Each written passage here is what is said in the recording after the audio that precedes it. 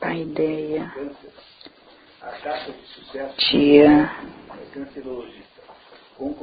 tia Tess, é maior que para conseguir que as crianças aprendam. Não há nenhuma outra atividade humana de resultados tão incertos quanto a educação. E vocês estão começando o curso de pedagogia, era muito bom que vocês aprendessem isso uma vez por todas, porque aí quando vocês aprendem isso cedo, vocês param de ficar sofrendo com ansiedade quando a gente faz 20 anos de esforço e mesmo assim consegue pouco. Porque de fato é muito difícil. Não há nenhuma, eu queria insistir nisso, não há nenhuma atividade humana em que os resultados sejam tão incertos quanto a educação. Há uma dificuldade intrínseca à própria profissão. A atividade é difícil porque eu tenho do outro lado uma criança que pode não estar no momento e com as condições circunstanciais adequadas para aprender aquilo que eu estou ensinando. E essa criação dessas condições não se faz assim por passe de mágica, não é porque você quer, mas há sempre uma série de fatores extra relação professor e aluno que irão interferir em última análise. Quando você dá aula para um grupo de alunos, a capacidade que eles têm de entender o que você está dizendo e de aproveitar o que você está dando é muito variável. É variável porque cada pessoa está num determinado nível diferente de desenvolvimento pessoal, cada um está num momento da sua vida diferente.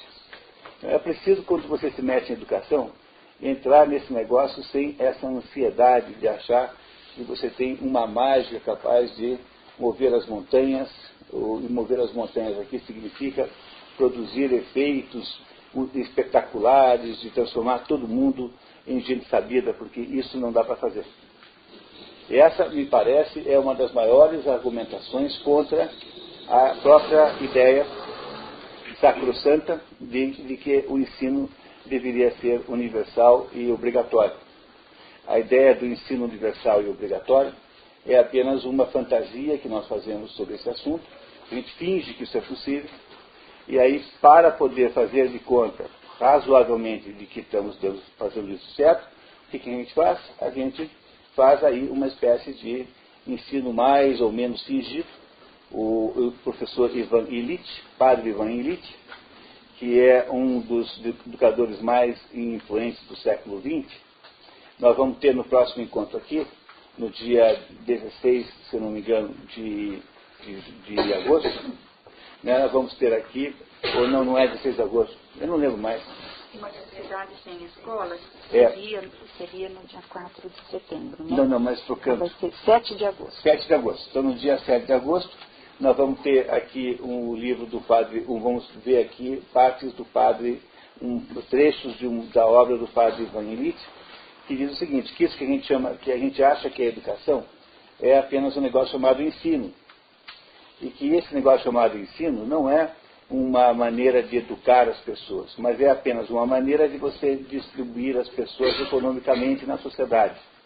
Quer dizer, você pega e bota todo mundo com um diplominha na mão, e porque essas pessoas têm um diplominha na mão, então agora elas podem entrar nesse ou naquele concurso, elas podem concorrer a essa, aquela posição, aquele emprego, enfim, aquelas coisas que vocês sabem como são. Portanto, o que parece ter acontecido ao longo desses muitos anos é uma enorme falsificação do verdadeiro conceito de educação. Como nós temos que redescobrir o que é verdadeiramente educação, e essa é a única coisa que nós fazemos aqui de verdade, é fazer esse grupo aqui de sábado, Paideia, é uma espécie de grupo de exploração, é um grupo de excursão, é um grupo exploratório, vai buscar as origens do negócio chamado educação, nas diversas fontes onde possa estar lá, né, alguma indicação importante, alguma indicação do que nós perdemos. Quer dizer, se nós perdemos o pé e não temos mais ideia do que é isso, vamos nas fontes buscar isso. Por isso que durante esses 2 primeiros anos, que não esse que nós estamos agora, nós pegamos o livro do Werner Jäger, chamado Paideia, que é um livro de 1.300 páginas, escolhemos trechos, né? E esses trechos foram lidos aqui e foram comentados aqui em sessões de 4 horas como a de hoje. E nesses trechos, então, o Werner Jäger nos conta como é que os gregos lidavam com o assunto chamado educação. Quer dizer, o que é que tem de educacional em Homero, o que é que tem de educacional no teatro grego, o que é que tem de educacional em Platão, o que é que tem de educacional na poesia de Píndaro, e assim por diante. Fizemos, então, esses 2 anos de recuperação lá no texto do Werner Jäger, ou seja, no texto sobre a Grécia, do como é que os gregos achavam, o que eles achavam que era a educação. E no terceiro ano, que é esse que nós estamos vivendo agora, nós mudamos um pouquinho a estratégia nós mudamos a estratégia do nosso curso, e desde o começo do ano que a gente está lendo aqui textos escolhidos. Então já tem 10 textos esse ano escolhidos, já foram 3, hoje é o quinto. Hoje é o quinto texto desse ano. Fizemos um texto que eu mesmo escrevi sobre a educação na Idade Média, chamada Trivium, né, sobre o Trivium, que era a educação na Idade Média. Aí nós fizemos um segundo grupo, que se chama Sobre o Ensino, um texto de São Tomás de Aquino. São Tomás é um filósofo cristão da Idade Média, do ano 1200 mais ou menos. E aí pegamos São Tomás, e São Tomás nos ensinou, então, discutiu conosco se é possível ou não haver ensino. Quer dizer, quando alguém ensina alguém, quem que está ensinando de verdade? Essa é a pergunta que São Tomás fazia. Nós passamos aqui 4 horas estudando o texto de São Tomás. Depois nós fizemos um terceiro texto, que lemos aqui um resumo de um diálogo de Platão chamado Mênon.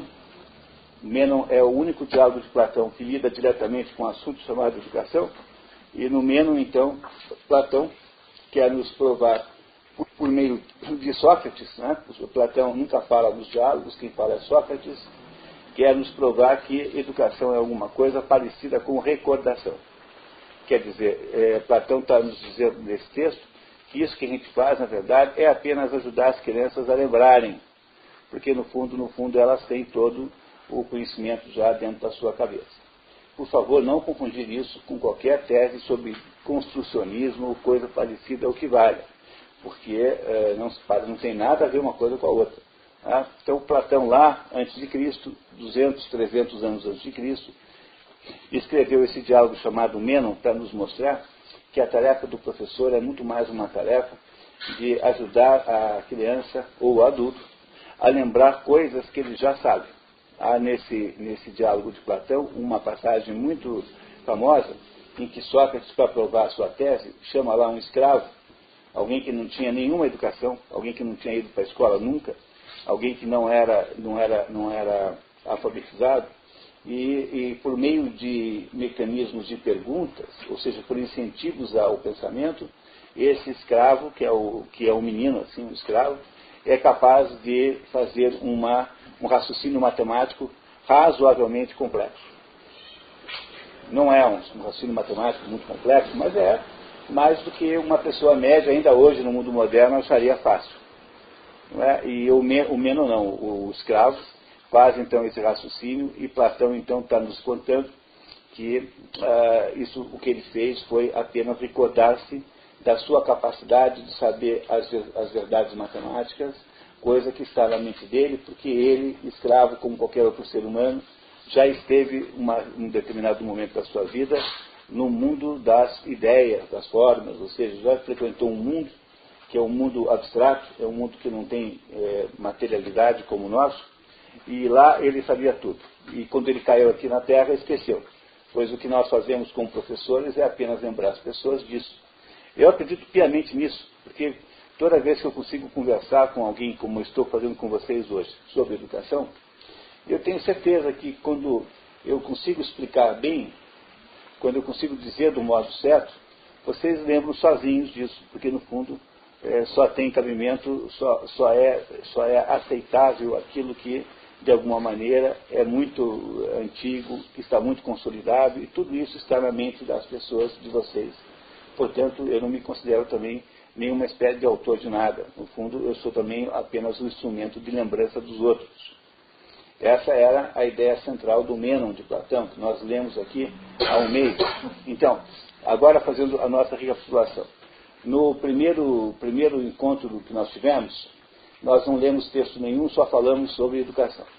No segundo encontro que nós lemos lá o texto que eu escrevi, chamado Para Entender o Trivium, que é, na verdade, o prefácio de um livro chamado Trivium, em que eu explico como é que os medievais entendiam o processo da educação. Para um medieval, educação era um ato de voluntariedade, ninguém vai para a escola a não ser que queira.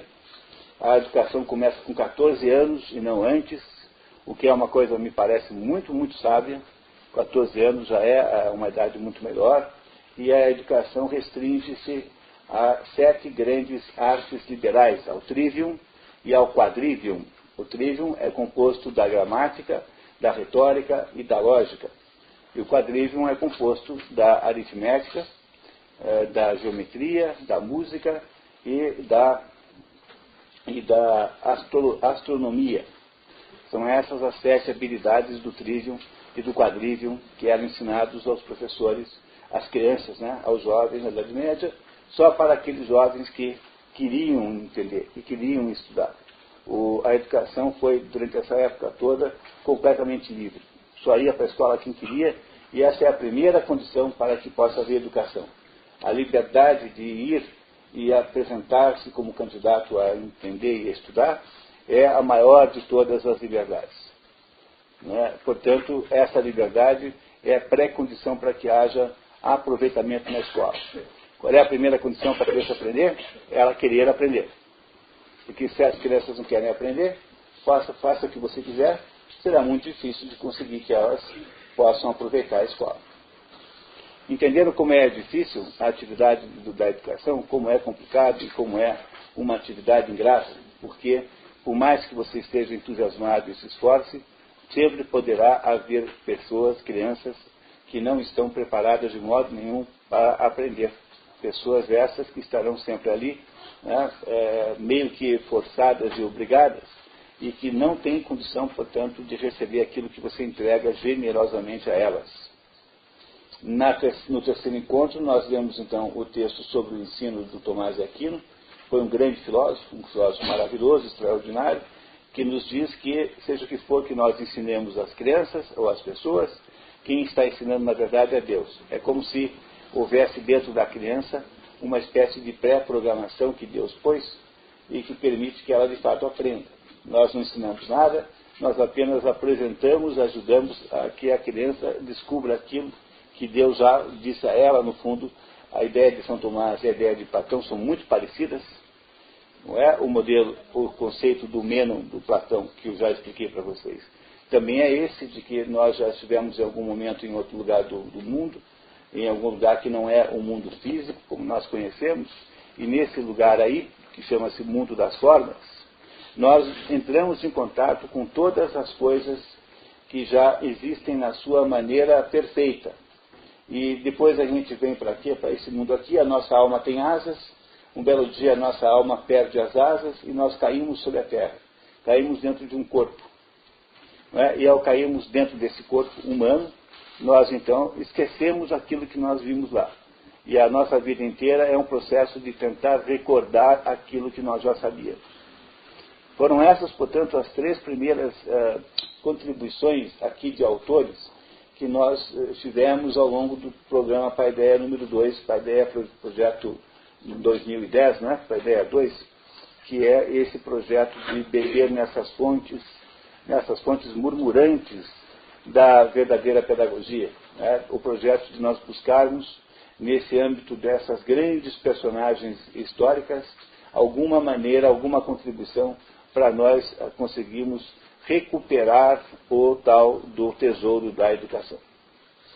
E estamos aos pouquinhos encontrando meios de chegar nele. Só que demora, porque há muito tempo que nós perdemos o mapa e ainda temos que retirar da nossa alma todas aquelas caligens, todas aquelas coisas penduradas que estão nos impedindo de entender o problema na sua dimensão maior. Esse é o desafio do projeto Paideia. No dia de hoje, nós vamos ler a 4ª contribuição, que é um texto de um educador americano chamado Mortimer Adler, sobre a decadência da educação nos Estados Unidos. E vocês me diriam, mas os Estados Unidos não é o Brasil? Bom, mas isso é verdade, claro. Só que, se você pensar bem, talvez olhando para o caso alheio, a gente entenda melhor o nosso próximo. Ou seja, deve haver alguma coisa que lá aconteceu alguma coisa de tão grave quanto aqui, só que, como lá é um outro país, talvez a gente consiga, ao olhar para uma situação completamente diferente da nossa, possamos entender um pouquinho melhor o nosso caso aqui. E é essa a contribuição do Mortimer Adler, que é um dos maiores educadores do século XX, é um filósofo especializado em educação. Viveu mais ou menos o século todo. Mortimer Adler nasceu em 1903, 2 por aí, e morreu em 2002. Tem aí, em algum lugar, tem. Vocês já viram aí? 1902 e morreu em 2001, quer dizer, viveu praticamente os 100 anos exatamente do século, não é? Coincidindo mais ou menos com o século, 100 anos. Está aí, hoje no café lá no hotel, alguém me disse, a dona Nilce lá, que é a dona do hotel, me disse que tem alguém fazendo 100 anos hoje aí na cidade, uma pessoa aí importante, não sei quem é conhecida na cidade, uma senhora. Né? Tem aí uma porção de gente aí preparando uma super festa. Bom, não sei, né? mas 100 anos não é qualquer pessoa que vive, e Mortimer Adler é uma dessas personagens muito interessantes. Ele era aluno universitário, como vocês assim, de uma universidade chamada Columbia, nos Estados Unidos, e recusava-se a fazer qualquer esporte. Ele tinha a ideia de que fazer esporte é coisa para camelo. Então achava que não tinha tempo a perder fazendo esporte nenhum. E porque ele achava que esporte era coisa para camelo, não cumpriu lá os créditos de educação física, não sei, essas coisas, e foi jubilado pela universidade. Ser jubilado significa o seguinte: é quando a universidade manda você embora, porque não aguenta mais que você está lá sem conseguir completar o curso. Então ele foi jubilado. No dia seguinte ao seu jubilamento, foi convidado para ser professor da universidade. A universidade que expulsa o Mortimer Adler por ele não ter feito todos os créditos. No dia seguinte ao seu jubilamento, o convida para ser professor. Né? Isso é essa é uma atitude maravilhosa que só um país muito desenvolvido é capaz de ter. Né? Porque ele não recebeu o diploma por razões burocráticas, mas não quer dizer que ele não fosse apreciado e não fosse considerado por aquela comunidade acadêmica. E aí o Mortimer Adler, muito jovem, vai tentar agora o seu enorme plano, que lhe custou toda a vida, de recuperar a inteligência nos Estados Unidos, que ele julgava que estava a perigo, porque havia havido uma decadência muito grande dos padrões culturais, havia lá acontecido uma porção de modernizações equivocadas, porque nem toda modernização é boa, e era bom vocês logo aprenderem isso aqui, porque nós vivemos sob a tirania das palavras, e as palavras nunca devem ser discutidas. A primeira regra da filosofia é a seguinte: nunca discutir palavras. Você discute ou ideias ou fatos, mas palavras não. Para alguma coisa ser uma ideia, é necessário que essa coisa tenha um sujeito e um predicado. Quer dizer, a forma genérica filosófica da afirmação é algum P que se diz algum S. Quer dizer, algum predicado que se diz algum sujeito. Então, quando eu digo assim, o tempo está bom, isso é uma afirmação completa, e essa afirmação eu posso discutir.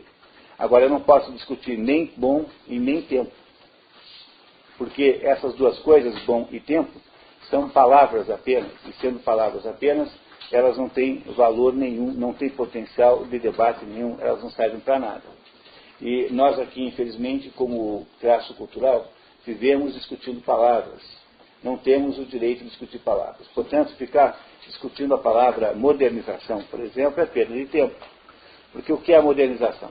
Não é? O que é inovação, por exemplo?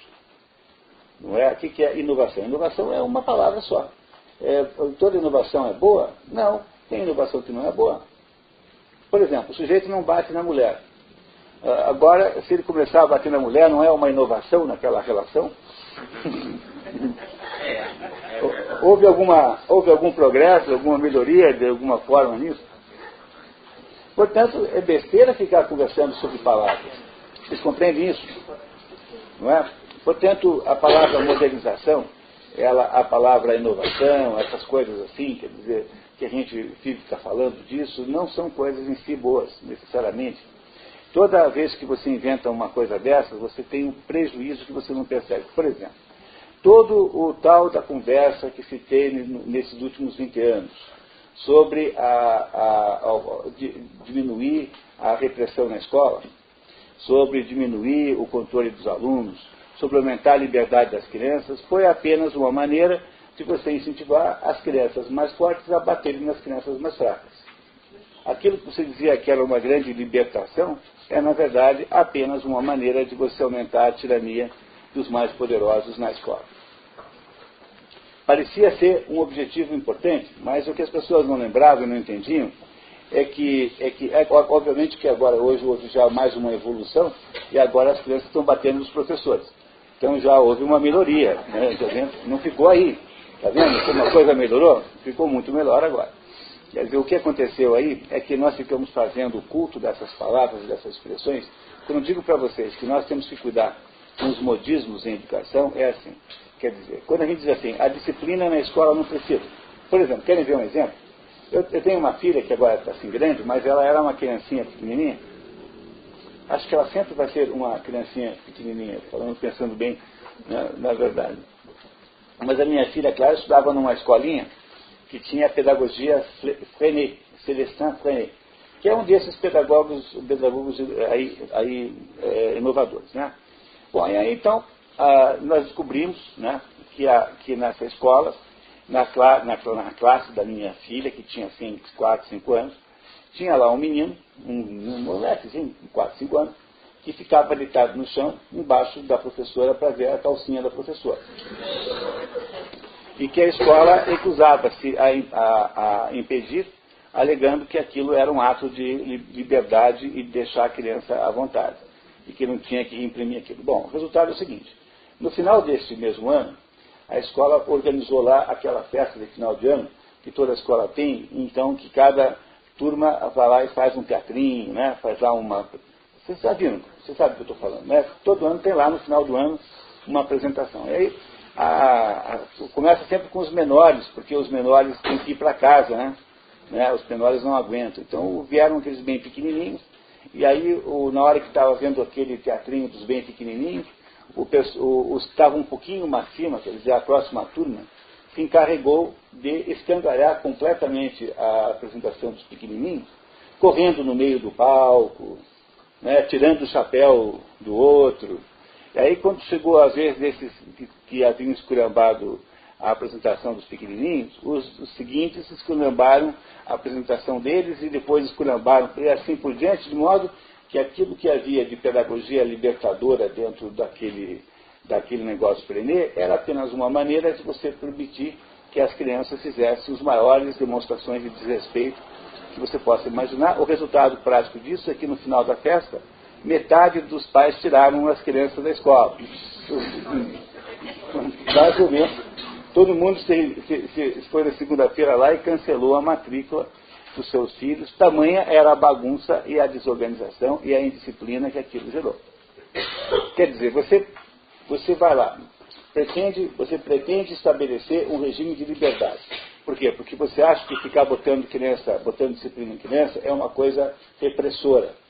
Mas essa disciplina que havia antes, que não precisa ser de modo nenhum violenta e nem exagerada, era apenas uma maneira de você salvaguardar que as crianças mais frágeis, não tem criança mais frágil, tem um menino que é meio esquisito, o outro que é pretinho, o outro que tem a orelha grande, o outro que não sei o quê, o outro... Essas crianças são as vítimas das outras. Porque criança, a gente fica com essa fantasia de criança, mas criança é capaz das maiores maldades.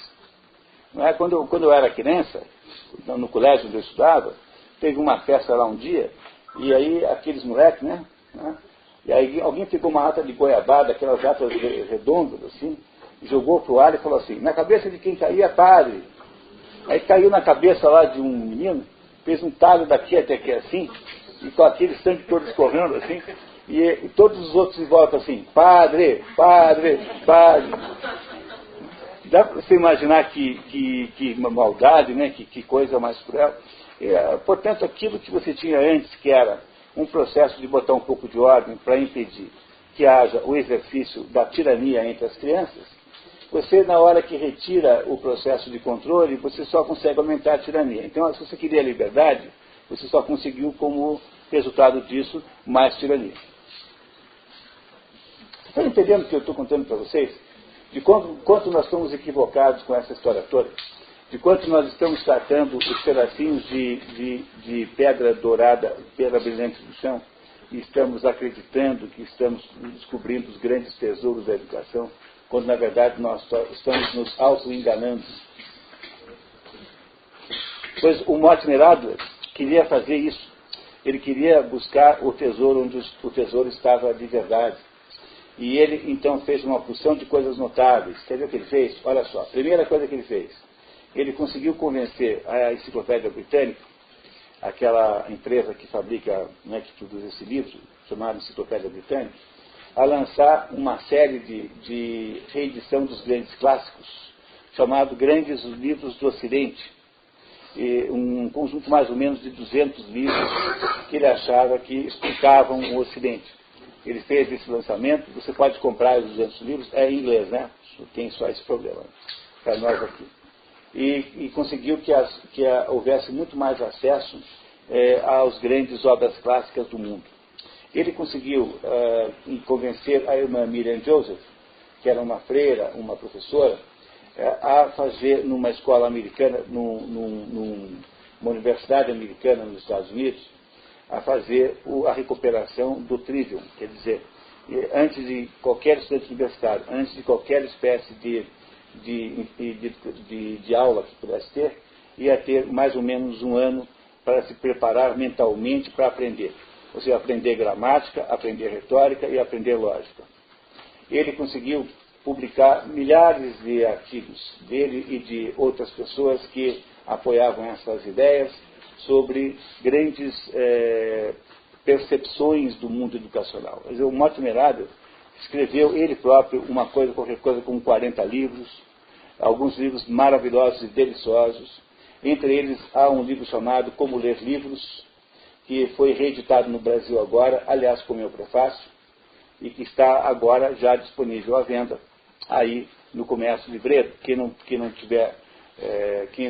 não puder comprar o livro, no site da editora Realizações, que é a editora que editou o livro, tem lá uma palestra que eu fiz de 1h30 no dia do lançamento em São Paulo, sobre o livro, explicando o que é aprender a ler, o que é, na verdade, ler. E essa é a história de Mortimer Adler, um homem que passou a vida inteira lutando para que a educação americana não caísse abismo abaixo, que não fosse, portanto, perdida. E Mortimer Adler escreveu, entre os inúmeros artigos que ele escreveu, esse artigo que escreveu hoje, que nós vamos ler hoje, que se chama, né, a deterioração da escola, né, da educação americana. E esse artigo, nesse artigo, vai nos fazer considerações muito interessantes sobre o que é que teria acontecido lá digamos assim, de decadência. E talvez a gente aprenda algumas coisas sobre a nossa situação também aqui, ao ler o exemplo de um outro país que, embora tenha os mesmos problemas que nós, tem mais anticorpos, né? Eles têm mais cultura do que nós temos. Lá as coisas também vão mal, mas elas vão mal com um pouquinho mais de nível. O nível baixo lá é um pouquinho mais alto do que o nosso nível baixo aqui. Felizmente estamos aqui numa situação pior, que eu precisava que vocês soubessem, sem nenhuma dúvida. Será que podemos começar a ler? Ou vocês têm alguma dúvida até agora? Perguntas? Considerações? Pode? A única regra que tem no curso é proibido não entender. Se você, até para poder discordar, tem que entender. Portanto, Não é preciso concordar com nada, porque afinal somos todos grandes, né? Mas é preciso vocês entenderem o que eu estou dizendo. E não tem nenhum problema, pode perguntar por quantas vezes vocês quiserem, não há pergunta proibida. Vamos lá, pode perguntar, sejam homens. Vamos lá? Então, eu vou precisar de uma ajuda agora, eu precisaria de uma pessoa que fosse minha ajudante aqui, que lesse comigo. Quem é que gostaria de ser a leitora oficial da nossa manhã de hoje? Cláudia, por favor. Então, vem para cá. A Cláudia, que está aqui, é uma pessoa muito importante em Paranavaí. Ela é líder de um grupo de produtores de laranja que fez uma grande dissidência à cooperativa e que acabou montando, então, uma das melhores operações de produção de laranja do Brasil, aqui de Paranavaí. São um exemplo extraordinário, tudo obra dessa moça que está aqui. Né? E ela é interessadíssima em assuntos educacionais e passa a vida dela estudando assuntos de educação, estudantes de cultura, além de cuidar dos laranjais paranavaenses que tem. Não é isso? Então, Cláudia, bem-vindo, obrigado. Tá? A deterioração da educação americana. Esse artigo aqui foi traduzido especialmente para esse curso aqui. Vocês não encontrarão tradução em lugar nenhum, pelo menos que eu saiba. Portanto, é a primeira vez que alguém lê isso na tradução. O artigo tem em inglês, mas em português deve ser a primeira vez que alguém lê isso no dia de hoje. A maioria dos textos que nós trazemos aqui são traduzidos especialmente para vocês. Porque, infelizmente, nós não temos, fora da literatura de modismos, nós não temos textos disponíveis. E quando eu estou falando da literatura de modismo, estou falando de Paulo Freire, estou falando de Vygotsky, estou falando de Emília Ferreiro, estou falando de Piaget, enfim. Essa literatura que domina o mundo da pedagogia e tem, obviamente, uma quantidade incrível de documentos. Mas essa literatura que nós escolhemos para esse curso aqui, que é uma literatura que procura olhar o assunto por outro ponto de vista, é muito, muito rarefeita. Por isso é que nós temos que fazer as traduções para vocês, aqui para nós termos os textos. Que tal? Vamos lá então? A metodologia é assim, a gente vai lendo, e toda vez que vocês não entendem alguma coisa, vocês perguntam, e toda vez que eu acho que alguma coisa que foi dita aqui é importante, eu interrompo e nós falamos um pouquinho sobre isso. Que tal? Vamos lá? Então vamos lá. Por favor, Cláudia. Bom dia, pessoal. Uma parte do que ele falou é exagero, viu?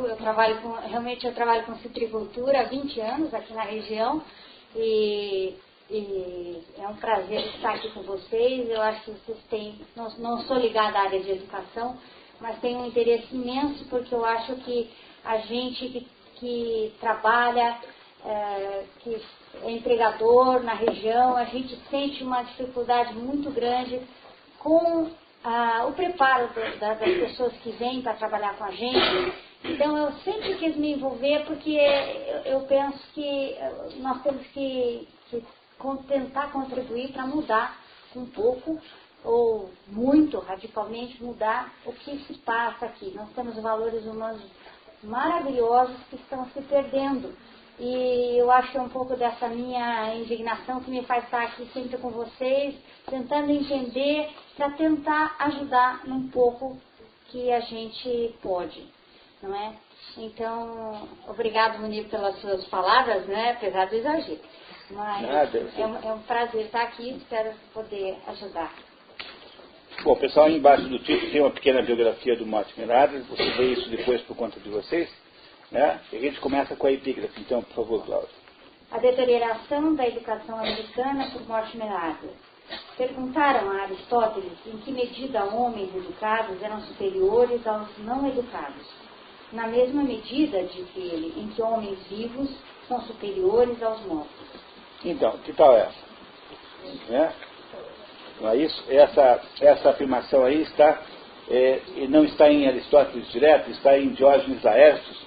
Há muita dificuldade de você obter dados pessoais sobre filósofos da antiguidade, porque na antiguidade não havia a ideia do filósofo que tinha uma vida pessoal. né? A gente mal sabe coisas sobre esses grandes filósofos, mas tem um sujeito chamado Diógenes Laércio, que é do século, já é da época cristã, que fez um livro chamado A Vida dos Grandes Filósofos. É nesse livro que está, então, esse comentário que teria sido atribuído a Aristóteles. A diferença entre um homem educado e um que não é a mesma diferença entre um homem vivo e um homem morto. Com que isso ele quer dizer o seguinte: ou você é educado, ou você simplesmente não cumpriu a sua função existencial. Porque, para Aristóteles, para os gregos em geral, o ser humano foi inventado para ser o quê? O ser humano foi inventado para ser um adulto maduro. Essa que é a finalidade e o objetivo final da vida humana. Ser um adulto maduro. E para ser um adulto maduro, ele necessariamente tem de ter sido educado. Se você não atingiu isso, então você não cumpriu seu papel de ser humano. Logo, é tudo na vida humana a educação, acha Aristóteles. Não é? Mas percebam, por favor, cuidado, como eu sempre disse a vocês, toda a pedagogia histórica, todo o conceito tradicional de educação, sempre diz que quem tem que ser educado é o indivíduo específico, uma pessoa concreta e individual específica. Não existe educação para a sociedade. Existe educação para o João, para a Maria, para o Pedrinho, para Lili, enfim, para aquelas crianças concretas e reais. Portanto, toda educação é uma educação individual. E toda vez que começa uma conversa de educação para esse ou para aquele fim, você desconfie que essa conversa já desandou e que não se está mais falando de educação, mas se está falando de alguma coisa qualquer que pode ir pode ser desde apenas uma mistificação, ou seja, alguma maneira mistificante de lidar com o assunto, e pode ser aí apenas um engano, mas certamente não é mais educação. Ok? Continuamos, por favor. Em todas as sociedades do passado, a finalidade da educação, dentro e fora da escola, era o crescimento espiritual, moral e mental da pessoa, tendo a sabedoria a meta máxima a ser atingida à medida que o homem chegava ao fim da vida e se aproximava do ideal de homem educado. Isso é educação para o mundo antigo. Educação para o mundo antigo é isso, tá? É o processo pelo qual você obtém um crescimento espiritual, moral e mental. Isso é educação. E nada mais do que isso. Pois hoje em dia a gente não sabe mais isso. Hoje em dia a gente fica achando que é para fazer cidadania, não sei o quê, uma porção de conversas absolutamente ocas e sem sentido, que a gente botou no lugar disso. Não sei porquê, talvez porque a gente não tenha mais meios de fazer o que se fazia antes, e talvez essa é uma das teses aqui do próprio autor, que talvez a gente tenha perdido a capacidade de fazer isso, por isso é que nós nos negamos a fazer isso e fazemos outras coisas que não isso. Mas para a humanidade antiga, quer dizer, para aquele mundo que construiu o mundo moderno, vocês não acham que o mundo antigo tem muito mérito? Quem foi que fez o mundo moderno? Não foi o mundo antigo? Então, então a gente tem essa mania também, que é uma mania muito feia, de ficar falando mal do mundo velho. Antigamente tudo era ruim, porque antigamente não tinha isso, não tinha aquilo, antigamente as coisas eram precárias.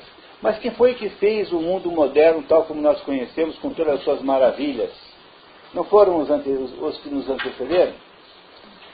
Há um filósofo espanhol chamado Ortega y Gasset, que é maravilhoso. E Ortega y Gasset escreveu um livro chamado Rebelião das Massas, que é um dos livros importantíssimos que qualquer pessoa devia ler. Ninguém devia poder sair da Cafipa sem ter lido Rebelião das Massas. Devia ser uma espécie de obrigação da faculdade, e não pode sair, não gradua se não comprovar que leu Rebelião das Massas. E nesse livro Rebelião das Massas, diz assim, o Ortega y Gasset, diz assim, olha, o mundo moderno é um mundo de pessoas chatas e pessoas enjoadas. Porque aqui no mundo moderno, todo mundo é cheio de exigências e cheio de reivindicações.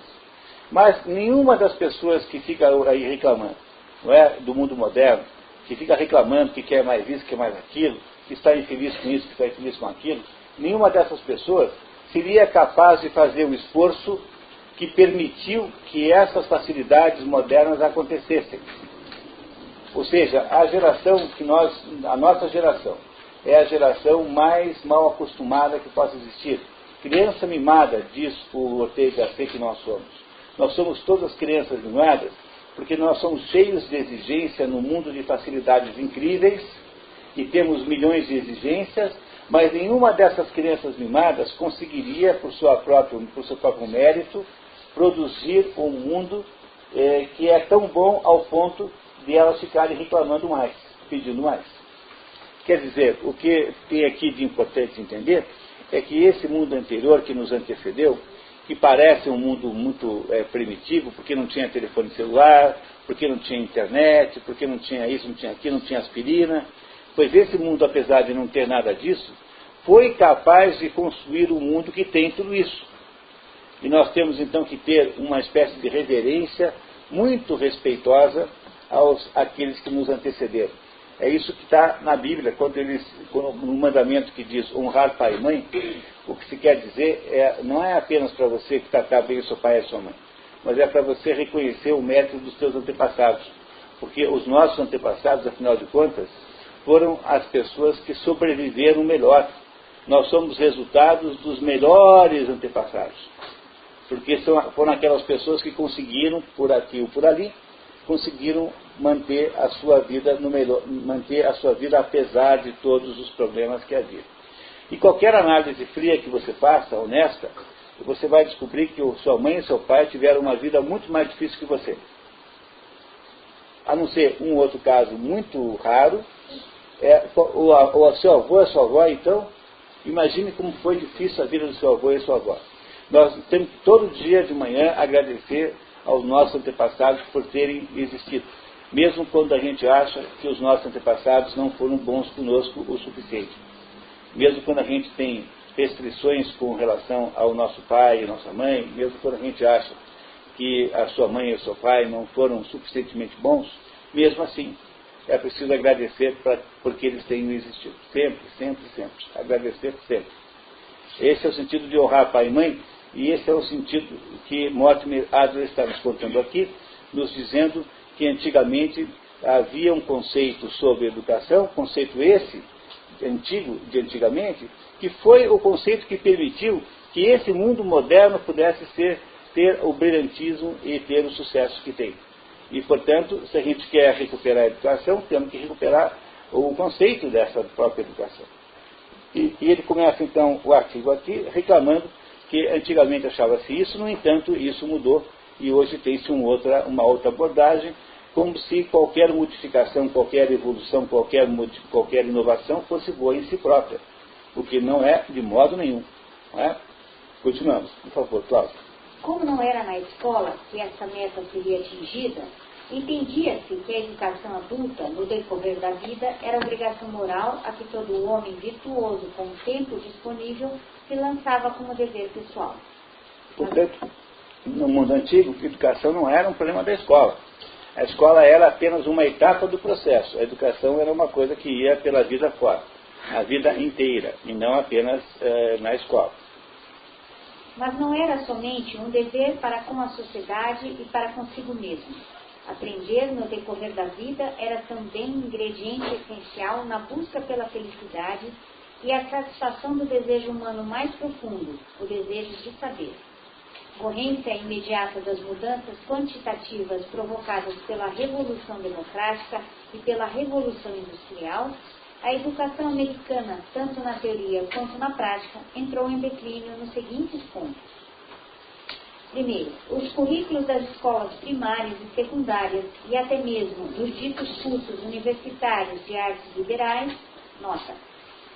O currículo de artes liberais é composto de conhecimentos gerais destinados a desenvolver o pensamento racional do aluno e sua capacidade intelectual.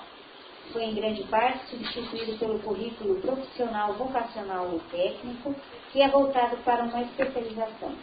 Na antiguidade, a educação liberal era assim chamada porque destinada aos homens livres, não escravos. Na Idade Média, as 7 artes liberais estudadas eram gramática, dialética e retórica, trivium, e geometria, aritmética, astronomia e música, quadrivium. Atualmente, o estudo das artes liberais compreende literatura, línguas, filosofia, história, matemática e ciência. Então, esse conceito de artes liberais, né, veio, portanto, modificando-se ao longo da história da educação. Na Idade Média, ele era composto pelo trivium e quadrivium, que eram o currículo do que nós chamaríamos de uma educação média. Na universidade medieval, você ia estudar as artes superiores liberais, que eram só 3, que era direito canônico, que era teologia, que se misturava com filosofia, e que era medicina. Eram as 3 únicas profissões liberais da Idade Média. Hoje em dia, nos Estados Unidos, ainda persiste o conceito de arte liberal, quando você recebe lá o tal do diploma de Bachelor of Arts, bacharel em artes. Essas artes de que você está falando são as artes liberais. Quer dizer, o sujeito que faz um curso de BA nos Estados Unidos é aquele sujeito que sai da universidade sem ter aprendido uma profissão. Veja que coisa interessante. Mas ele sai de lá com um currículo, por exemplo, ele passou 4 anos estudando Shakespeare. Ele tem, portanto, uma formação cultural que não necessariamente coincide com uma profissão. Ou seja, a ideia da formação liberal é que ela tinha que existir mesmo quando a pessoa não pretendia usar isso para ganhar dinheiro na vida. Esse é o conceito de arte liberal desde o início. E diz aqui o Mortimer Adler que até isso tem sido modificado no mundo moderno por uma abordagem muito mais profissionalizante, que a educação seria para formar pessoas para profissões. Pois isso não é mais educação, isso é uma espécie de treinamento, isso é uma espécie de como é que eu poderia dizer? Uma espécie de formação profissional, uma coisa que cabe mais ao Senai, ao Senac, ao Senado, não é? Essas instituições que estão voltadas para profissões específicas. O verdadeiro conceito de educação, que é um conceito de formação do indivíduo, esse conceito está cada vez mais distante, mais distante, mais distante. Isso aconteceu nos Estados Unidos, aconteceu aqui também? Aconteceu aqui exatamente do mesmo modo, tá? Igualzinho. Continuamos, por favor. Então, está no ponto que, e até mesmo dos ditos cursos universitários de artes liberais foram diluídos ou dissolvidos. Deixou-se de exigir de todos os alunos as matérias mais substanciosas e muitas destas desapareceram dos programas das nossas escolas secundaristas que lidam com os jovens em idade de passar por treinamento rigoroso nas artes liberais e de receber o substancioso ensinamento liberal. Primeira característica de decadência que ele vê, portanto, na educação americana é que a educação americana não está mais interessada em dar para os formandos, para os estudantes, conteúdos que sejam independentes de profissões, quer dizer, conteúdos de natureza, de formação pessoal.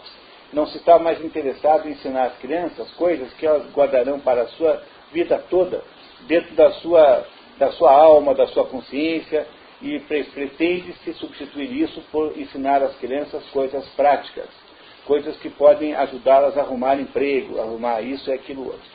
Isso é o fenômeno americano. Podemos dizer que isso também aconteceu aqui no Brasil? Seguramente também aconteceu no Brasil. Aí, eu acho que vocês não devem lembrar, porque vocês são muito jovens, mas o Brasil teve, durante o governo militar, uma reestruturação enorme do ensino, criando o conceito de ensino profissionalizante, que era a ideia de que o sujeito saía do 2º grau com uma profissão. E essa ideia não tem algum mérito sempre, não é? Por favor, compreendo que não está sempre errado, mas era também uma maneira de você abandonar completamente o processo de educação no sentido histórico, clássico, e transformar a educação numa mera, uma espécie de um treinamento melhor que a criança devia ter. Na verdade, na prática, fora pouquíssimos exemplos, como o Cefetes, por exemplo, não houve sucesso nisso, porque as escolas não tinham os equipamentos, as oficinas, não tinham as estruturas capazes de ensinar, transformá-los num bom Senai. Portanto, a escola, quando optou pelo caminho profissionalizante, ela não conseguiu ser o Senai e deixou de ser aquela escola que ensinava humanidades, por exemplo. A escola não ensinava mais a ler Machado de Assis e, ao mesmo tempo, não ensinava ninguém a fazer a usinagem de materiais, porque não tinha a máquina que faz a usinagem. ficou então uma escola mais ou menos perdida no tempo e no espaço, que é uma das características da nossa escola. Ela não sabe muito bem para que ela serve.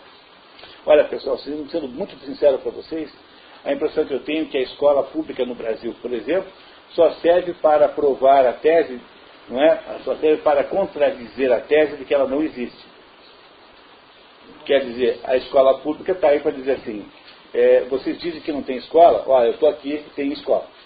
De tão fora de propósito que é isso em última análise. Tá? Então, sem encaminhamento, nós pegamos a maior, não há nenhuma profissão maior do que a de professor. Não há nenhuma outra profissão no Brasil que tenha tanta gente envolvida como professor. Nós pegamos as crianças 8 anos e tiramos de casa 4 horas por dia pelo menos, durante 8 anos seguidos. E gastamos com isso 25% do PIB. E no final das contas, ninguém sabe nada. Você faz aí qualquer testezinho desses aí e dá todo mundo sem saber escrever, sem fazer conta, meu Deus do céu, o que nós fizemos? Vocês compreendem que é uma coisa meio, no final das contas, assim, meio surrealista, meio sem sentido? Pois então, uma das coisas que parece que é responsável por isso, é isso que ele está dizendo que tem nos Estados Unidos, que é essa destruição da escola que ensinava alguma formação e colocando no lugar uma escola que tem pretensões profissionais. Não é? Na universidade aqui no Brasil, isso é 100% assim. Não há curso no Brasil em que você frequente sem ter a perspectiva de um diploma no final. As pessoas não vão fazer cursos que não deem depois um pedaço de papel que digam que ela fez aquele curso. Porque, de modo geral, os brasileiros não estão interessados em aprender nada, estão interessados em ter lá uma contribuição, né? Ter lá um avanço curricular.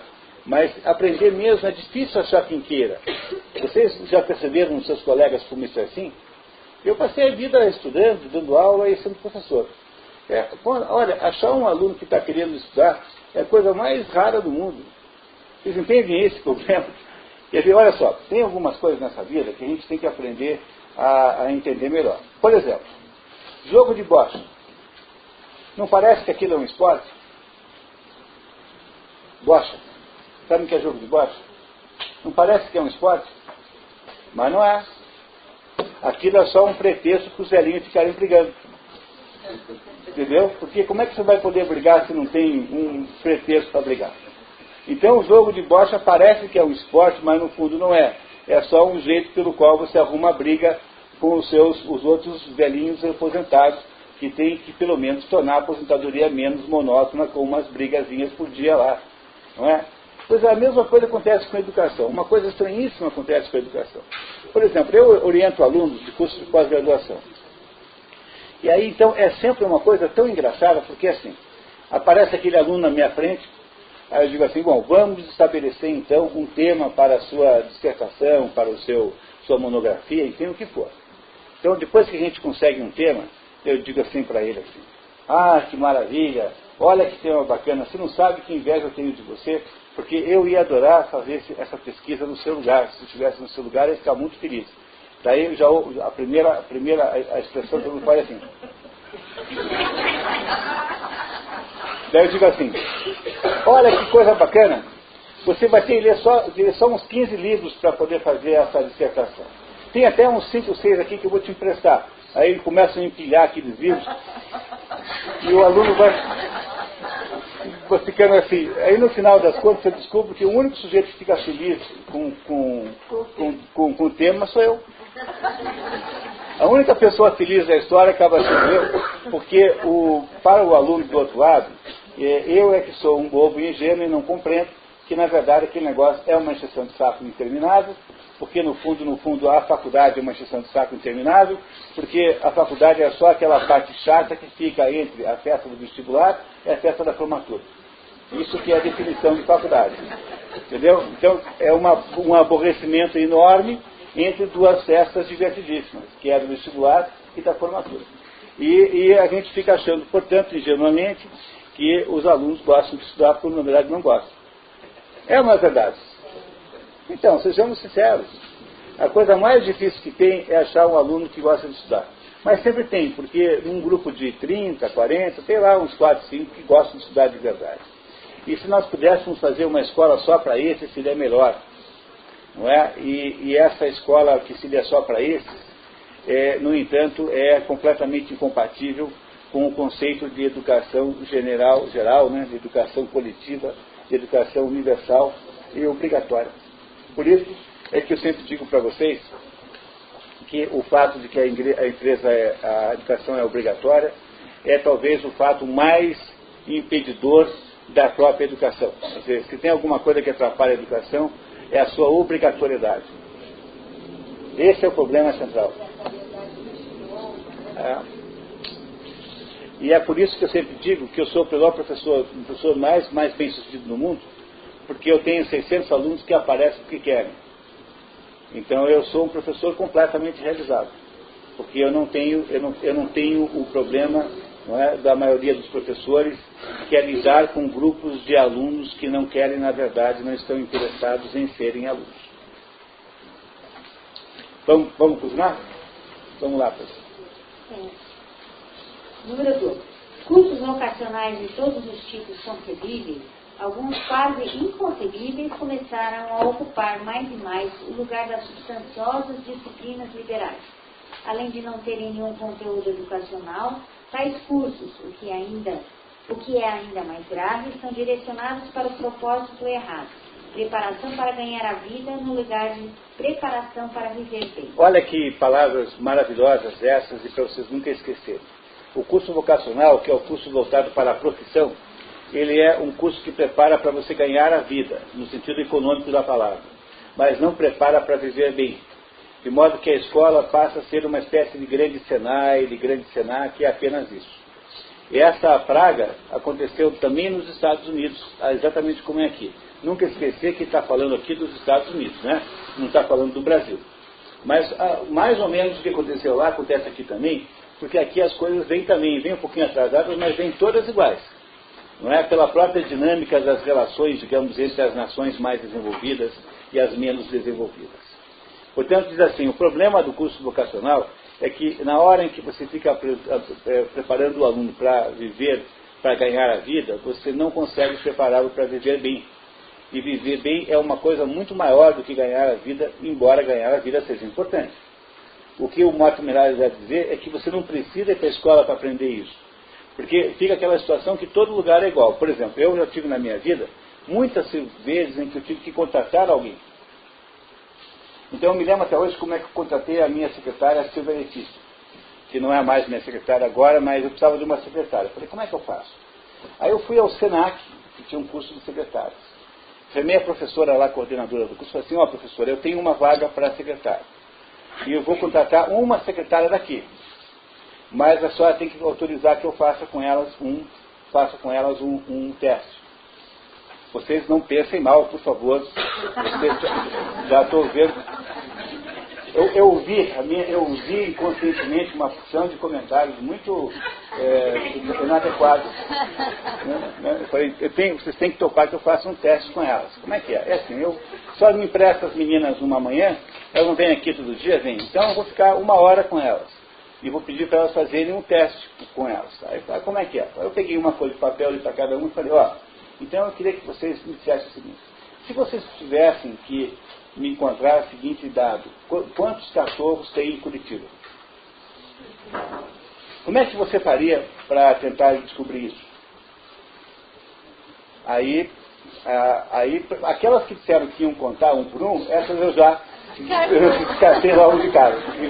Né? Essas que achavam que era uma boa ideia contar um por um, eu já descartei. E aí então eu fiz assim umas 4 ou 5 perguntas assim, cujo único objetivo era saber quanto ela conseguia ser esperta no processo, digamos, estratégico de resolver o problema.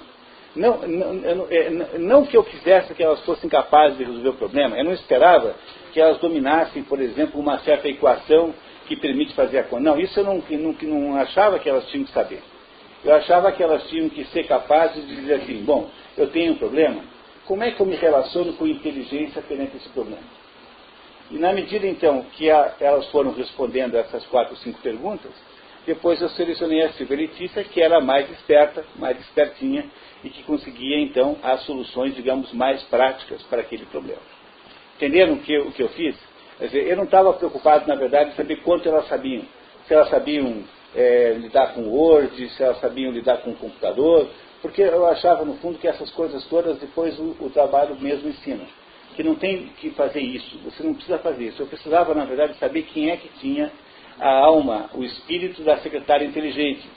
Porque isso eu não consigo botar dentro de ninguém, entendeu? Eu não consigo botar isso na pessoa. Agora, ensinar a usar o Word, ensinar a falar inglês, tudo isso qualquer pessoa aprende.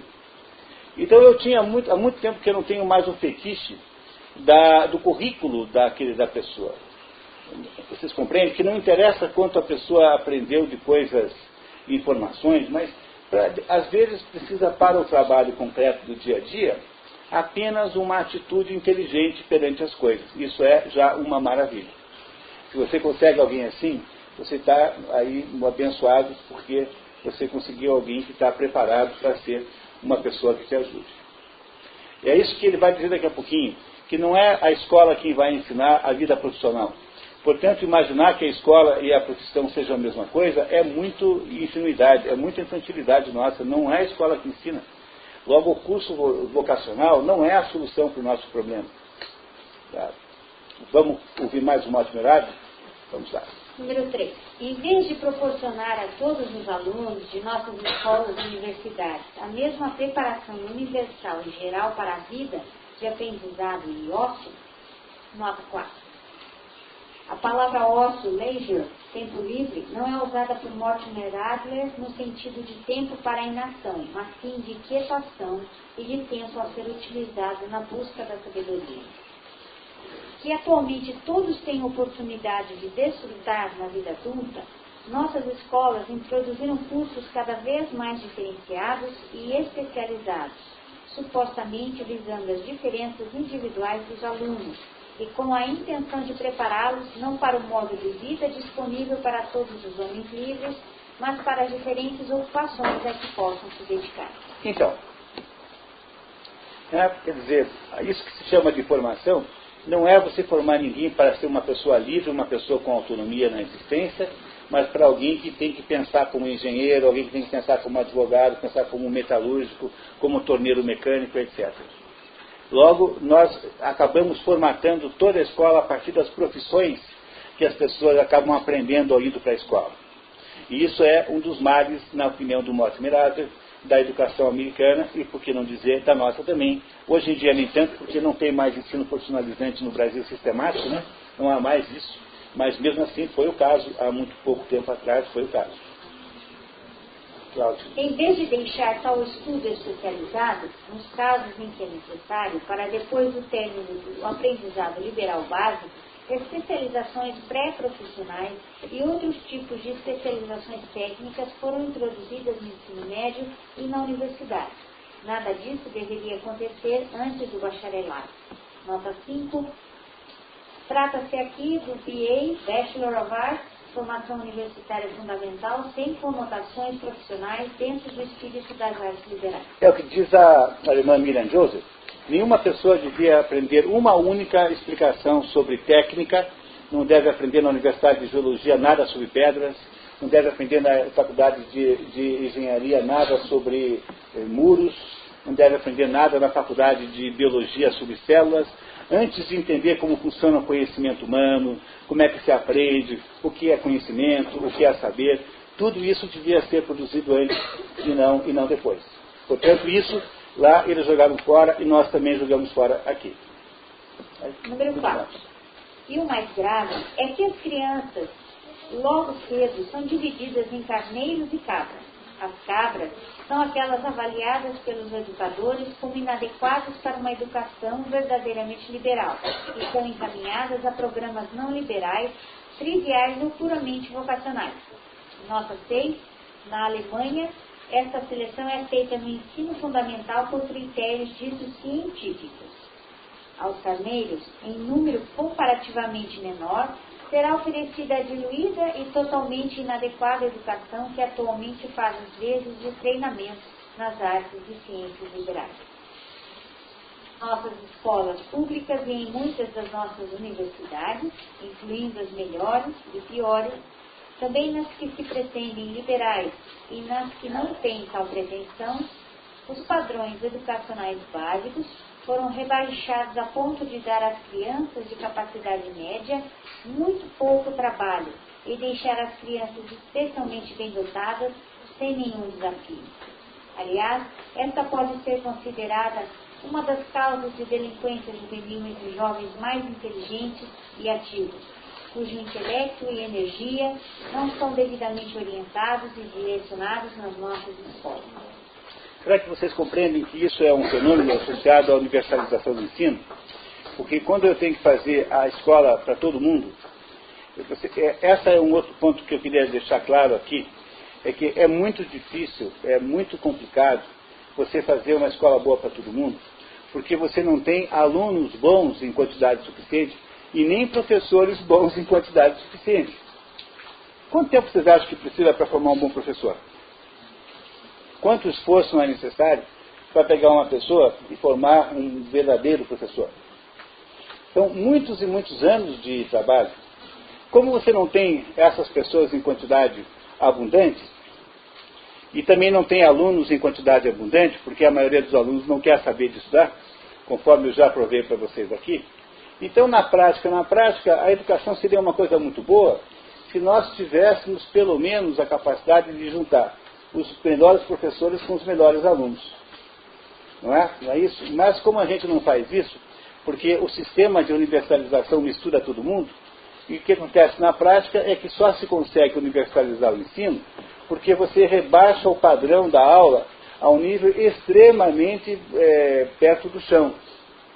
E é por isso que a escola é ruim, porque ela não é uma escola boa para quem é bom, e ela é uma escola insuficiente para quem não está interessado, porque para quem não está interessado, tanto faz se a escola é o que for. Né? Então, na prática, esse processo de universalização do ensino é apenas uma maneira de você rebaixar a qualidade média do ensino em todos os lugares.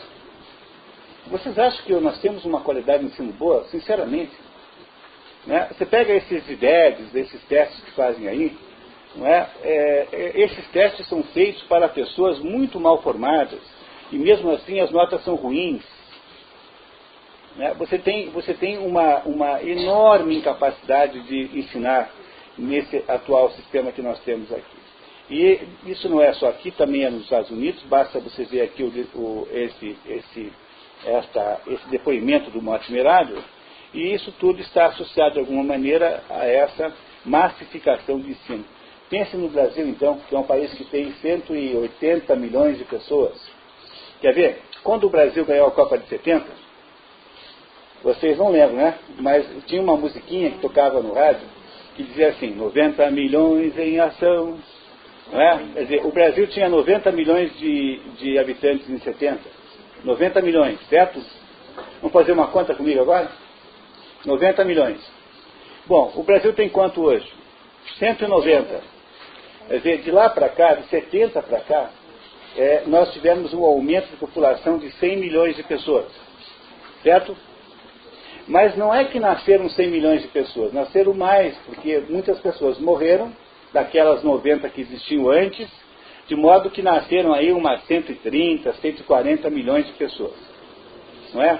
Ora, se essas 140 milhões de pessoas nasceram entre 70 e 2010, ou seja, nasceram nesses 40 anos, qual é a idade média que elas têm? 20 anos. 20 anos. Não é 20 anos?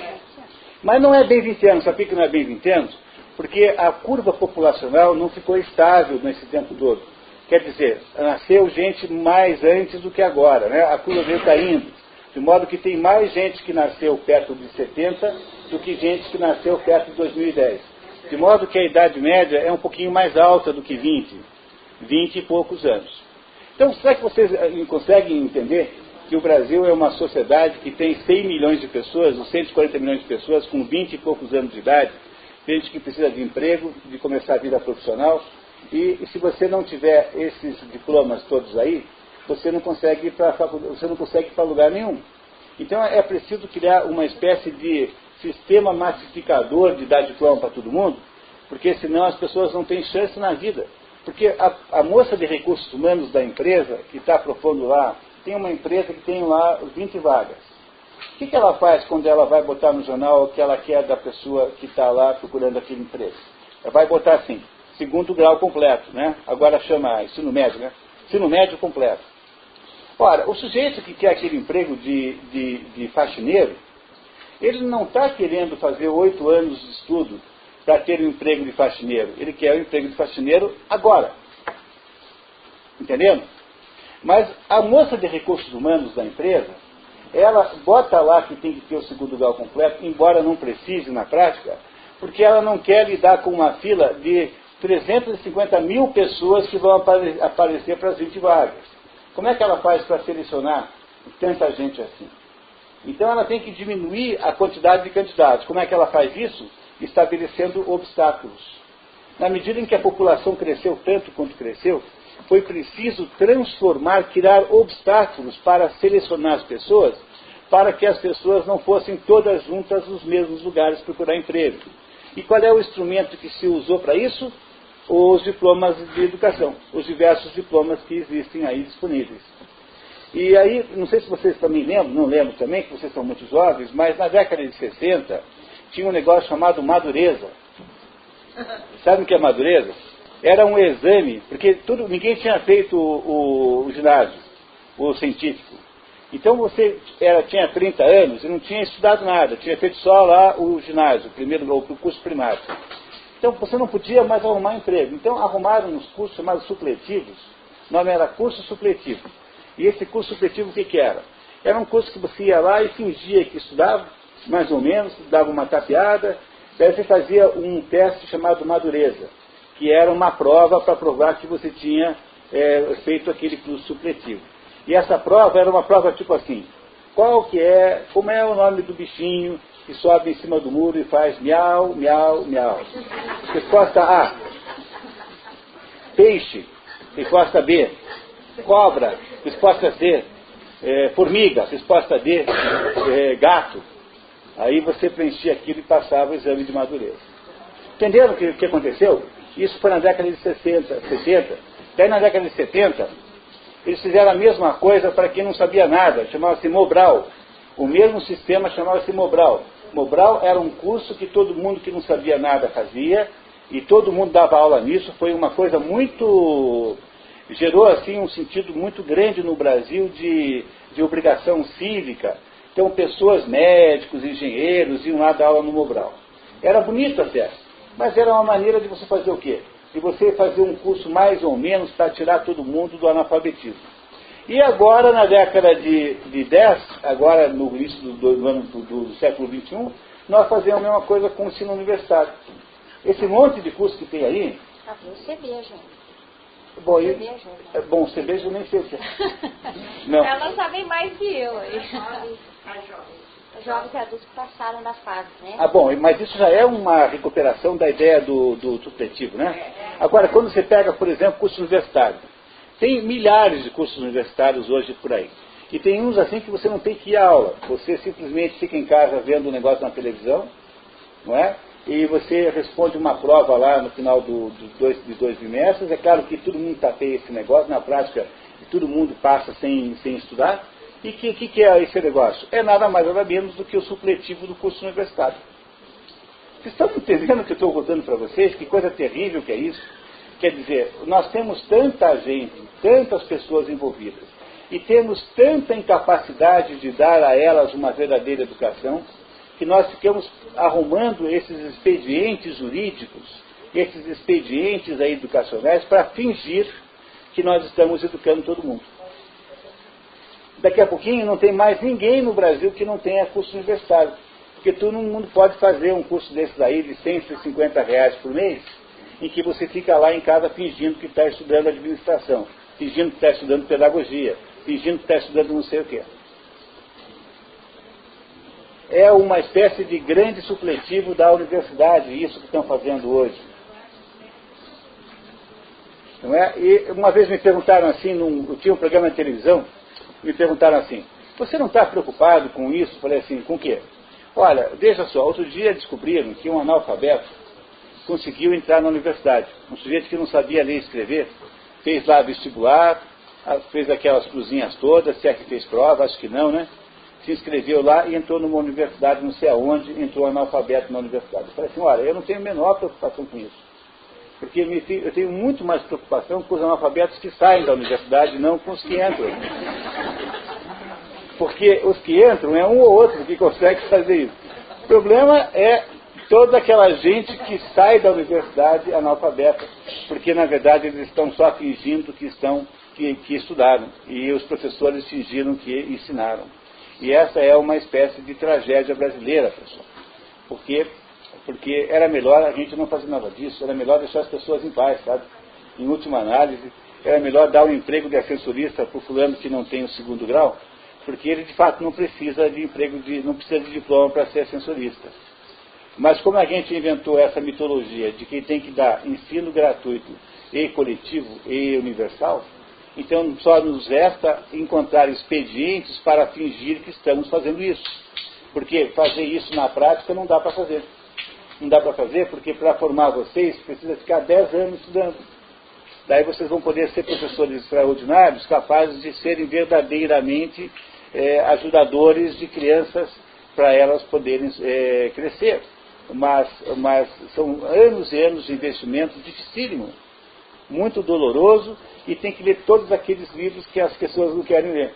E tem que estudar daquele jeito tradicional, porque não tem milagre para fazer isso diferente. Vamos em frente? Número 6. Como as famílias e a comunidade como um todo tornaram-se omissas nas suas responsabilidades educacionais com as crianças, seu cuidado físico, seu treinamento moral e seu desenvolvimento intelectual, as escolas ficaram sobrecarregadas com tarefas extenuantes para as quais não foram projetadas e a que não deveriam ser submetidas. É outro problema. Os pais acham que escola é estacionamento de criança. Entendeu? Escola é uma espécie de lugar onde você larga a criança lá para não ficar te incomodando o resto do dia. Né? Você vai pegar de noite. Portanto, a escola, como a família omite-se agora completamente em qualquer processo de formação, a escola é que tem que resolver o problema. Vocês compreendem que tem um problema sério? Eu não sei se vocês estão acompanhando esse caso dessa moça aí que foi assassinada pelo goleiro. Né? Quando você pensa nessa situação, é difícil de conceber uma situação mais torta do que essa, né?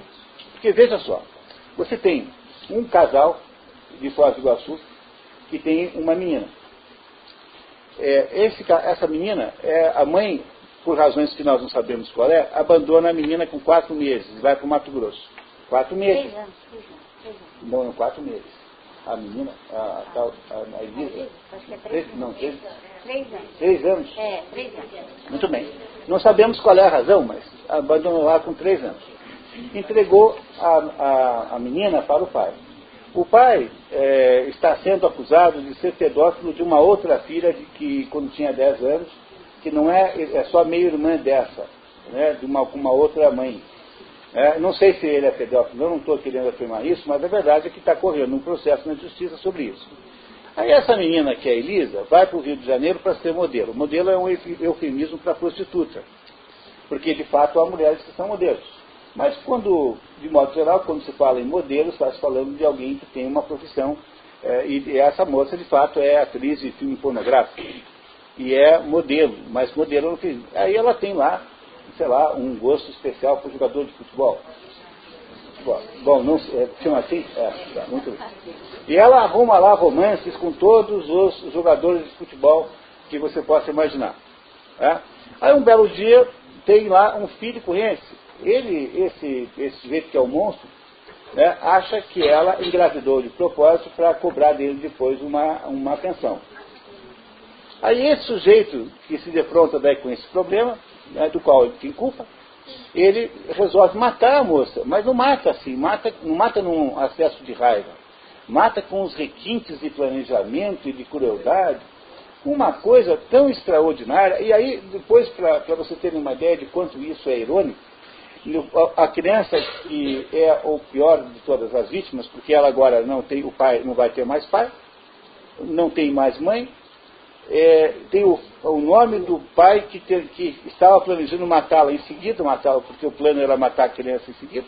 Então tem o nome de um pai que queria matá-lo, e agora ele vai ser entregue para a avó, que é a ex-mulher do pai, que por sua vez vai ter que receber agora a criança, né, quase no mesmo patamar de idade com que ela recusou a filha 20 e poucos anos antes. Como se o destino dissesse assim, agora começa tudo de novo. Né? Você recusou a outra, agora em diante você vai ter que fazer tudo de volta. Tá? Então pega agora esse menino e começa dos 3 anos para frente. Não dá para você imaginar coisa mais torta do que isso? Quer dizer, veja, não tem nenhum mérito em nenhuma coisa, né? Tudo torto, tudo muito... Eu estou querendo ser cuidadoso aqui, porque eu não estou querendo julgar isso. Eu estou apenas querendo dizer que o grau de confusão moral que as pessoas podem fazer na vida é tão grande, e uma coisa dessa só tem uma explicação. Uma coisa dessa é apenas explicada por baixa cristianização. Não tem outra maneira. Você tem baixa cristianização, porque não é possível que as pessoas não tenham nenhum limite moral de nenhuma espécie, quer dizer, não há nada que seja proibido. E isso é o quê? Né? Isso é o fato de que as pessoas aí envolvidas nesse processo, né, esses pais envolvidos, não se desresponsabilizaram por qualquer educação moral que possa existir. Quer dizer, não há nenhum processo de educação moral permeando essa história em nenhum momento. Não parece uma coisa terrível? Esse exemplo não parece muito explicativo dos tempos que nós estamos vivendo? E olha, garanto para você, todo mundo foi para a escola. Entendeu? Todos esses envolvidos aí foram para a escola. Né? Desde o monstro do goleiro, até o monstro do pai, até a monstra da mãe, todo mundo para a escola. Não tem ninguém nessa história aí que não tenha passado pela escola. Portanto, seguramente faltou alguma coisa que não é a escola que produz, mas é que a família, que é em outras maneiras de falar, é algum processo aí de validade moral, né? Perdemos completamente a noção, qualquer que seja, de valor moral. Qualquer que seja. Na comunidade infratora, as escolas estão cada vez mais sobrecarregadas com preocupações sobre a saúde física e mental das crianças, suas oportunidades recreativas, seu futuro ocupacional, sua formação moral. Todas estas coisas ocupam a escola e desviam sua atenção do assunto ao qual deveria estar devotada. Número 7. Mas ainda os pais, em vez de encorajarem as escolas a passar deveres de casa e cuidarem para que os alunos os façam com afinco, frequentemente são contrários a tal metodologia, porque não querem mais ter o trabalho de ajudar os filhos no processo de aprendizado. E eu acho que isso é uma coisa que a gente não se dá conta, né? Mas também aconteceu já. Os pais não querem mais deveres de escola, porque eles não querem ter que ajudar as crianças em casa a fazerem os deveres da escola. Mas os deveres de casa, eles não têm por objetivo fazer uma perseguição das crianças. Os deveres de casa têm um valor simbólico muito grande para mostrar para a criança que aquele processo de aprendizado que ela está vivendo não é um processo circunstanciado pelo horário de entrada e saída da escola, e que aprender é estudar a vida toda. O dever da escola, portanto, tem muito valor simbólico, e a tendência que se tem na escola moderna é não ter mais dever de casa. Não sei se vocês têm essa experiência também, mas a tendência é não se ter mais dever de escola, e o dever de casa é muito importante, porque ele ensina que o negócio de aprender não é apenas um negócio da escola, mas é da vida toda. Além, claro, de ter os devidos valores de natureza educacional, porque às vezes é preciso mesmo que a criança faça 2, 3 regras de 3 em casa para consolidar o que aprendeu durante a aula no dia. Às vezes é importante por razões pedagógicas puras. Agora, também é importante por razões simbólicas. O dever de casa tem portanto, essa importância que os pais não dão mais, não atribuem mais a ele essa importância. Como a população adulta dos Estados Unidos encara cada vez mais seu tempo livre como oportunidade de diversão e não de quietação, ela tende a preferir o trabalho escolar mais como diversão do que como trabalho intelectual. Há uma diferença muito grande entre você ter uma visão de tempo livre para a diversão e outra para a quietação. O que é diversão? Diversão é assim, já que eu tenho tempo livre, eu vou ao cinema. Já que eu tenho tempo livre, eu vou jogar futebol. Já que eu tenho tempo livre, eu vou ficar meia hora no Messenger conversando com as minhas amigas na internet.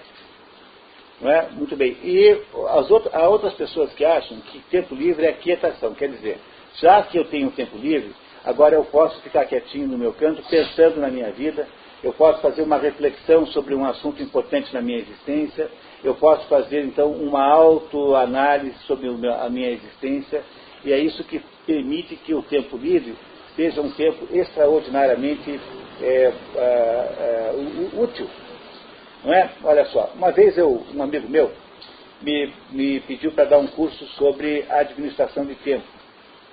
Aí eu falei, olha, você me desculpe, mas eu não sei isso. Não está na minha esfera de conhecimentos, eu não sei dar aula disso. Daí ele fez sobre mim, não, mas se você não vier dar o curso de tempo para mim, eu nunca mais falo com você. Então, tendo em vista essa horrível ameaça, né, então eu resolvi dar o curso de tempo. Falei, tá bom, eu dou um curso de tempo, mas só com uma condição. Assim, qual que é? Que o curso dure só meia hora. Não, mas são 4 horas. Falei, mas o meu curso sobre administração de tempo começa já administrando o tempo. Entendeu? Né? Aí ele conseguiu lá um outro jeito para dar o curso de 3 horas e meia e me deu aquela meia hora.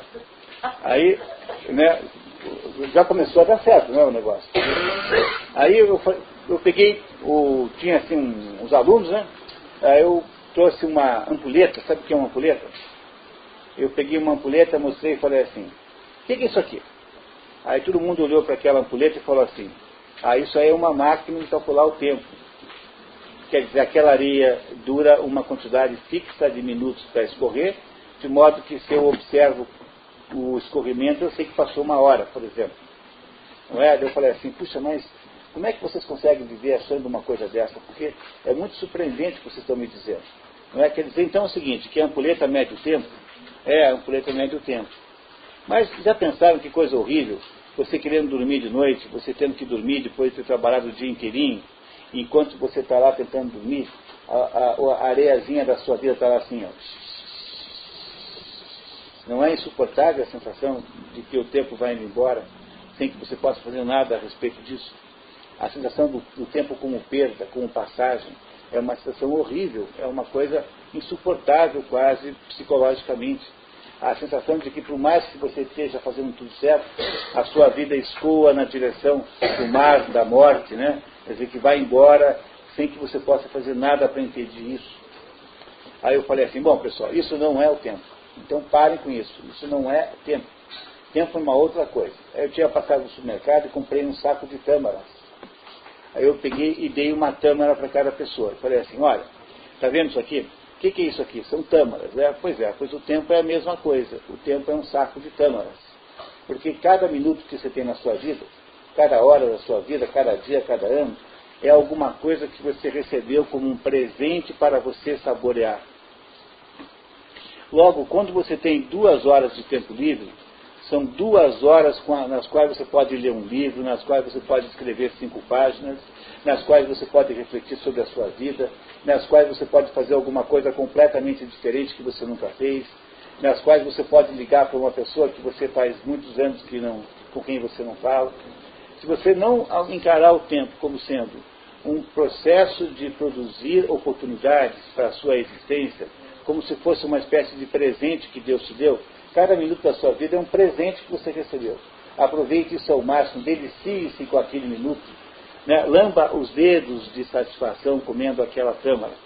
E nunca veja o tempo como uma coisa que se escoa e que passa pelo vão dos seus dedos, sem que você possa fazer qualquer coisa a respeito. Essa é a sensação pior que pode existir na vida. Pois as pessoas não compreendem isso, porque elas veem a vida profissional como um castigo, e então querem se livrar daquilo na hora que não tem.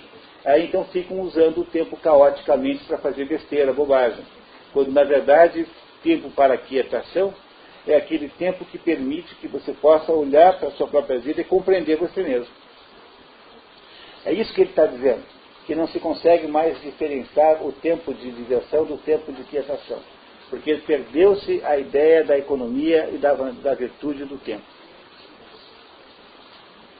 O mau emprego por parte dos pais do tempo livre cria no lar um ambiente completamente contrário ao necessário para estimular a criança na difícil e árdua tarefa do aprendizado.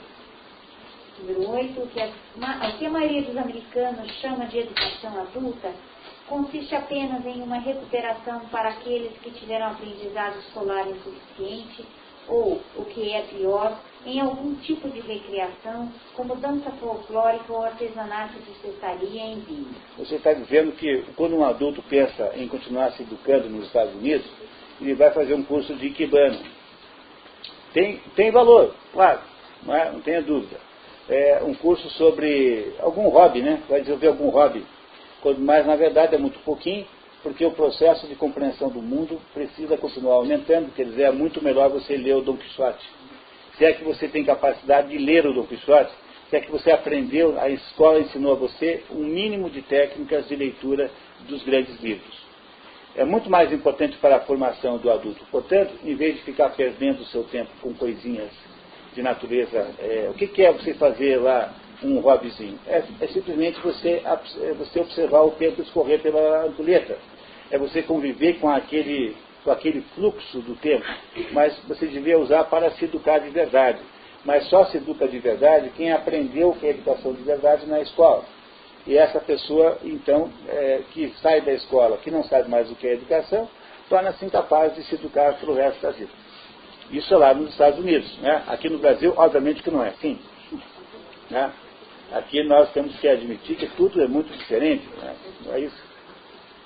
Vamos terminar isso. Devido à falta de compreensão quase universal do real significado da educação adulta, como a continuação absolutamente necessária do aprendizado liberal nos anos que sucedem a escola, os pais e educadores americanos interpretam erroneamente o período escolar como se fosse toda ou até mesmo a principal parte da educação, quando na verdade o período escolar, na melhor das hipóteses, corresponde ao começo de uma vida de aprendizado. Santas palavras, santas palavras. Se vocês colocarem na cabeça de vocês que os alunos estão lá na mão de vocês, para que vocês possam aprender, para que vocês possam ensiná-los a aprender, vocês diminuirão rapidamente a ansiedade que advém do fato de que os resultados reais da educação são ruins. Porque você pode daí concluir assim: bom, com esse menino aqui eu não consegui sucesso em 4 anos, mas talvez eu consiga daqui a 15 anos.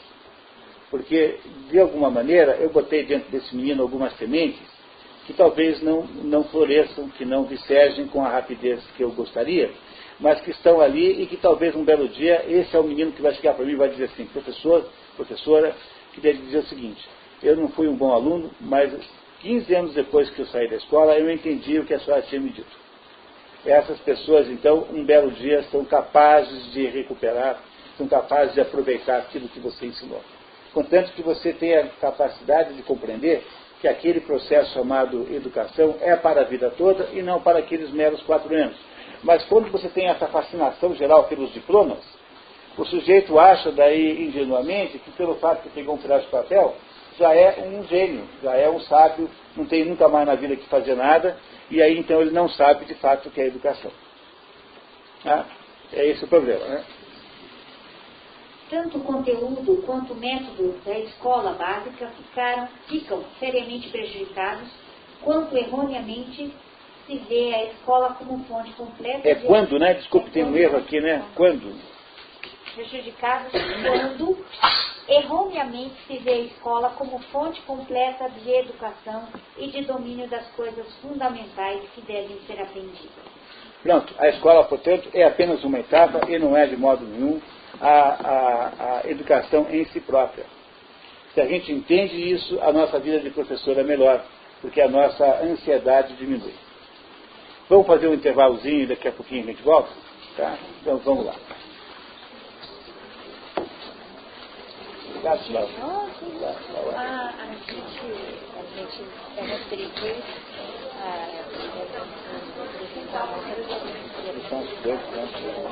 então eles têm ainda uma tendência a prestar atenção no professor, porque é isso que eles fazem tanto que funcionários, já perderam completamente onde pode melhorar, pode As maneiras que estava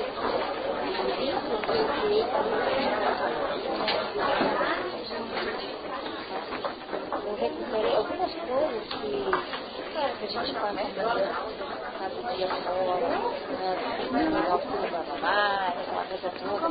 Essa passagem que você tem nesse momento, eu recuperei um monte de coisas que eu estava pensando. O que é sentar ali, aquela tarefinha massa, que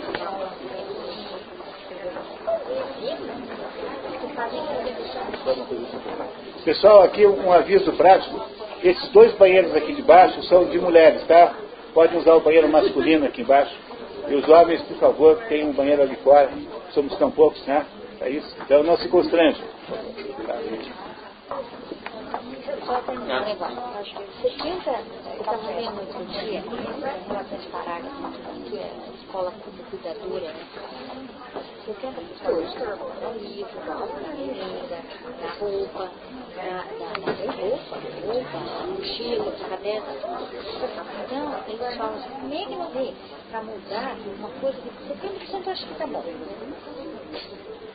Como é que você vai explicar para que aquele 4,2 que o Paraná tirou em primeiro lugar no INEC é horrível?